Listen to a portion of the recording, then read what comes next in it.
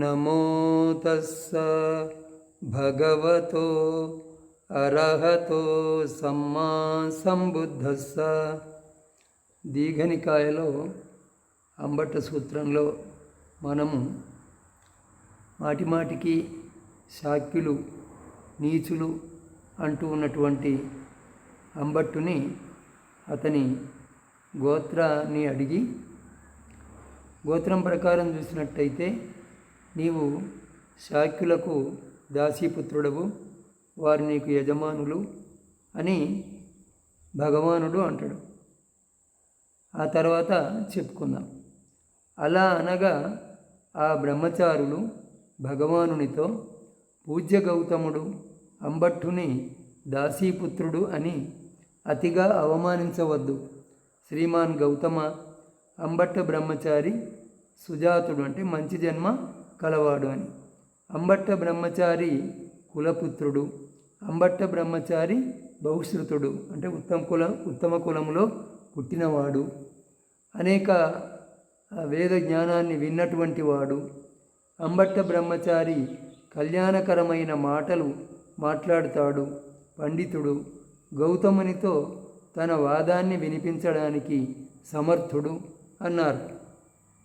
అప్పుడు భగవానుడు ఆ బ్రహ్మచారులతో, ఒకవేళ మీకు అంబట్ట బ్రహ్మచారి చెడు పుట్టుక కలవాడు, కులపుత్రుడు కాడు, అల్పశ్రుతుడు, బ్రహ్మచారి కాడు, అకల్యాణ వాక్కులు కలవాడు, చెడు బుద్ధి కలవాడు, శ్రమణ గౌతమునితో తన మాటలను సమర్థించుకోవడానికి సమర్థుడు కాడు అనిపిస్తే అంబట్ట బ్రహ్మచారి అలా ఉండని, మీరే ఆ విషయంలో నాతో మాట్లాడండి. లేదా మీకు అతను మంచి పుట్టుక కలవాడు, సమర్థుడు అనిపిస్తే మీరు అలా ఉండండి, ఆయననే ఈ విషయంలో నాతో మాట్లాడనియండి అన్నాడు. అప్పుడు శ్రీమాన్ గౌతమ, అంబట్ట బ్రహ్మచారి మంచి పుట్టుక కలవాడు, కులపుత్రుడు, బహుశ్రుతుడు, కళ్యాణవాక్కులు కలవాడు, పండితుడు, శ్రమణ గౌతమునితో ఈ విషయంలో వాదించడానికి సమర్థుడు అని ఆ బ్రహ్మచారులు బుద్ధునితో అన్నారు. అప్పుడు భగవానుడు అంబట్ట బ్రహ్మచారితో ఇలా అన్నాడు, నీవే విషయాన్ని లేవనెత్తావు, దానిని బట్టి ఈ ప్రశ్న అడగవలసి వస్తుంది. ఇష్టం లేకున్నా దీనికి నీవు సమాధానం చెప్పక తప్పదు.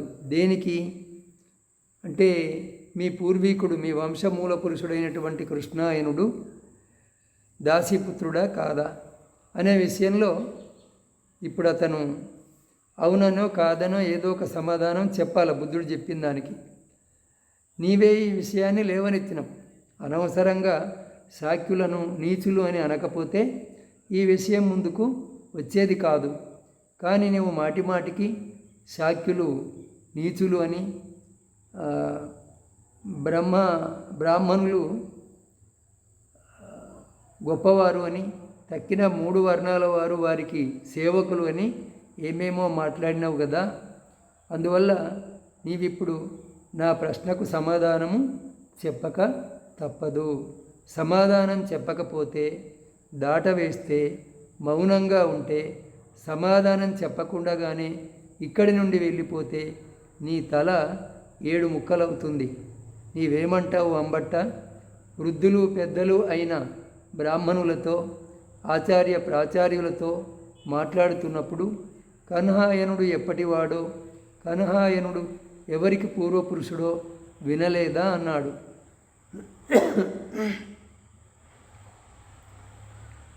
ఇప్పుడు భగవానుడు అంబట్టుని దారికి తేవాలని కొంచెము గట్టిగా మాట్లాడుతూ ఉన్నాడు. ఇప్పుడు నీవే ఈ ప్రశ్నలు లేవనెత్తినవు, సమాధానం చెప్పక తప్పదు. చెప్పకపోతే, దాటవేస్తే, లేదా మౌనంగా ఉంటే, లేదా ఇక్కడి నుండి సమాధానం చెప్పకుండా వెళ్ళిపోతే నీ తల 7 ముక్కలవుతుంది. మరి నీవు నీ కన్న వృద్ధులు పెద్దలు అయినటువంటి బ్రాహ్మణులతో, ఆచార్యులతో ఆ ఆచార్యులతో మాట్లాడుతున్నప్పుడు ఈ కన్హాయనుడు ఎప్పటివాడో, ఎవరికి పూర్వపురుషుడో వినలేదా అని అన్నాడు. అట్లా అంటే అంబట్ట బ్రహ్మచారి మౌనంగా ఉన్నాడు. రెండవసారి భగవానుడు అంబట్ట బ్రహ్మచారితో, నీవేమంటావు అంబట్ట? వృద్ధులు పెద్దలు అయిన బ్రాహ్మణులతో, ఆచార్య ప్రాచార్యులతో మాట్లాడుతున్నప్పుడు కన్హాయనుడు ఎప్పటివాడో, ఎవరికి పూర్వపురుషుడో వినలేదా అన్నాడు. రెండవసారి ఆ అంబట్ట బ్రహ్మచారి మౌనంగా ఉన్నాడు. అప్పుడు భగవానుడు మూడవసారి కూడా ఇలా అన్నాడు, ఇది నీవు మౌనంగా ఉండే సమయం కాదు అంబట్ట. తథాగతుడు సందర్భాన్ని బట్టి వచ్చిన ప్రశ్నను మూడవసారి అడిగినప్పుడు కూడా సమాధానం చెప్పకపోతే నీ తల 7 ముక్కలు అవుతుంది, అదిగో అటు చూడు అన్నాడు. ఆ సమయంలో వజ్రపాణి యక్షుడు పెద్ద ఇనుపగదను పట్టుకొని మండుతూ వెలుగుతూ ప్రకాశిస్తూ సందర్భాన్ని బట్టి వచ్చిన ప్రశ్నను భగవానుడు మూడవసారి అడిగినప్పుడు కూడా సమాధానం చెప్పకపోతే ఇతని తలను 7 ముక్కలుగా పడగొడతాను అని అంబట్ట బ్రహ్మచారికి పైన ఆకాశంలో నిలబడి ఉన్నాడు. అప్పుడు వజ్రపాణి యక్షుని భగవానునితో పాటు అంబట్ట బ్రహ్మచారి కూడా చూశాడు. ఆ మూడవసారి భగవానుడు అంబట్టునితో ఇట్లా అన్నాడు, ఇది నీవు మౌనంగా ఉండే సమయం కాదు. తథాగతుడు కావాలని ఈ ప్రశ్న లేవనెత్తలేదు, సందర్భాన్ని బట్టి ఈ ప్రశ్న వచ్చింది. నేను మూడవసారి అడిగినప్పుడు కూడా నువ్వు దానికి సమాధానం చెప్పకపోతే నీ తల 7 ముక్కలు అవుతుంది, అదిగో అటు చూడు అన్నాడు. అప్పుడు ఆకాశంలో వజ్రపాణి అనే యక్షుడు పెద్ద ఇనపగదను పట్టుకొని మండుతూ వెలుగుతూ ప్రకాశిస్తూ భగవానుడి ప్రశ్నకు అంటే మూడవసారిగా అడిగినప్పుడు కూడా సమాధానం చెప్పకపోతే ఇతని తలను 7 ముక్కలు చేస్తా అనుకొని ఆకాశంలో సూటిగా అతని తలపైన నిలబడి ఉంటాడు. అతన్ని ఇటు అంటే ఆ వజ్రపాణి యక్షుణ్ణి బుద్ధుడు చూసిండు. తర్వాత అతను అంబట్టునికి కూడా కనిపించిండు. ఇప్పుడు ఇవే అన్నమాట యుద్ధ శక్తులు అంటే ఇవే. మరి ఈ అంబట్టుని దారికి తేవడానికి అతన్ని ఈ విధంగా బెదిరించి చెప్పవలసి వచ్చింది బుద్ధునికి. అప్పుడు అంబట్ట బ్రహ్మచారి భీతుడై ఉద్విగ్నుడై వెంట్రుకలు నిక్కబడువగా భగవానునే రక్షకునిగా ఆశ్రయంగా శరణ్యంగా భావించి సమీపంలో కూర్చొని శ్రీమాన్ గౌతములు ముందు చెప్పిన దానిని మరోసారి చెప్పుదురుగాక అన్నాడు. అప్పుడు భగవానుడు ఇట్లా అన్నాడు, నీవేమంటావు అంబట్ట? వృద్ధులు పెద్దలు అయిన బ్రాహ్మణులతో ఆచార్య ప్రాచార్యులతో మాట్లాడుతున్నప్పుడు కన్హాయనుడు ఎప్పటివాడో, ఎవరికి పూర్వపురుషుడో వినలేదా అని అన్నప్పుడు భగవానుడు ఈ విధంగా తన ప్రశ్నను మళ్ళీ అడిగినప్పుడు, శ్రీమాన్ గౌతమ, మీరు చెప్పింది సత్యమే. ఆ కన్హాయనుడే మా వంశ మూలపురుషుడు. అప్పుడు ఆ సత్యాన్ని అంబట్ట బ్రహ్మచారి అంగీకరించిండు. అతడు ఆ విధంగా అంగీకరించినప్పుడు అతని వెంట వచ్చినటువంటి ఆ ఇతర బ్రహ్మచారులు పెద్దగా శబ్దం చేస్తూ, అంబట్ట బ్రహ్మచారి పుట్టుక మంచిది కాదు, అంబట్ట బ్రహ్మచారి కులపుత్రుడు కాడు, శాక్యుల దాసీపుత్రుడు, అంబట్ట మానవకునికి శాక్యులు యజమానులు, మేము తెలియక శ్రమణ గౌతముడే అధర్మవాది అనుకున్నాము అన్నారు. అంటే అతని వెంట వచ్చిన బ్రహ్మచారులే అతన్ని అవమానించటం మొదలైంది. అప్పుడు భగవానునకు ఈ బ్రహ్మచారులు దాసీపుత్రుడు అంటూ అంబట్ట బ్రహ్మచారిని అతిగా అవమానిస్తున్నారు, ఈ స్థితి నుండి అతన్ని తప్పించాలి అనిపించింది. ఒక క్షణం కిందటి వరకు భగవానుడికి అంబట్టుని మీద కోపం ఉన్నట్టుగా మనకు అనిపించి ఉండవచ్చు. అప్పుడు కూడా అతనికి కోపం లేదు, కానీ ఇతన్ని దారికి తేవడానికి ఆ విధంగా చేయవలసి వచ్చింది. ఇక ఆ అంబట్టుని ఇతర బ్రహ్మచారులు అవమానిస్తుంటే అతని మీద బుద్ధునికి జాలి కలిగింది. అతన్ని ఈ స్థితి నుంచి తప్పించాలి అనుకొని ఆ బ్రహ్మచారులతో ఈ విధంగా అన్నాడు: బ్రహ్మచారులారా, మీరు అంబట్ట బ్రహ్మచారిని దాసీపుత్రుడు అంటూ అవమానించవద్దు. కన్హ ఋషి చాలా గొప్పవాడు.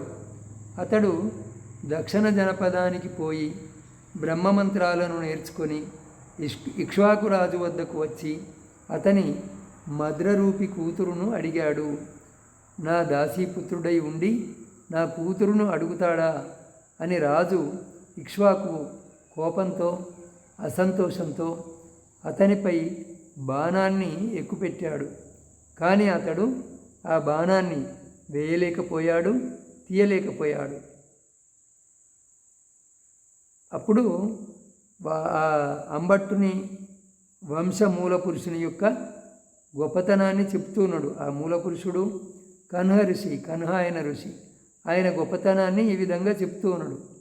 అతడు దక్షిణ జనపదానికి పోయి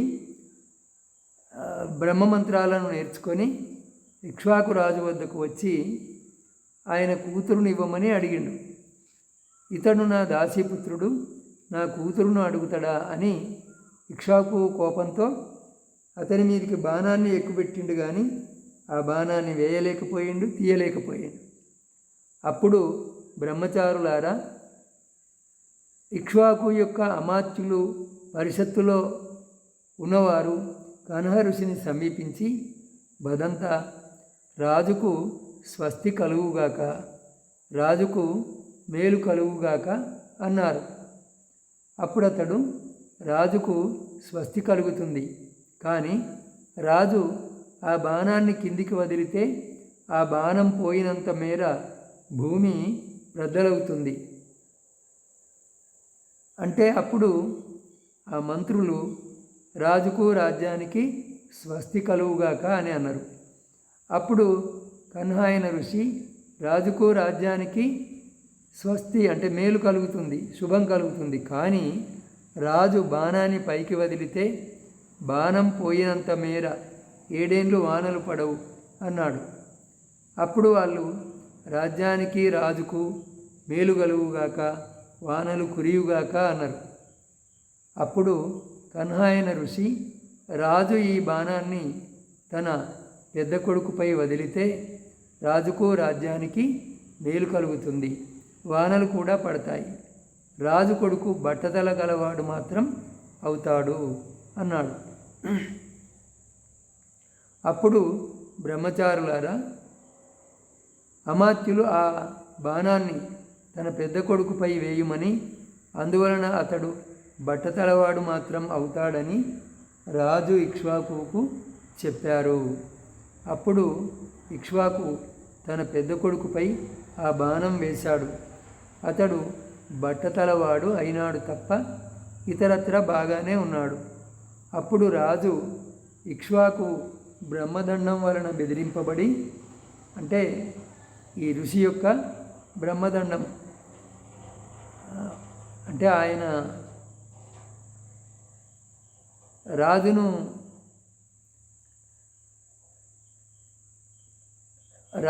రాజు వల్ల భయపడకుండా రాజును ఎదుర్కొన్నాడు కదా. అంటే ఈయన యొక్క జ్ఞానం వల్ల, ఆ బ్రహ్మ మంత్రాలు నేర్చుకున్నటువంటి ఆ జ్ఞానం వల్ల అతను దారిలోకి వచ్చిండు అని రాజు.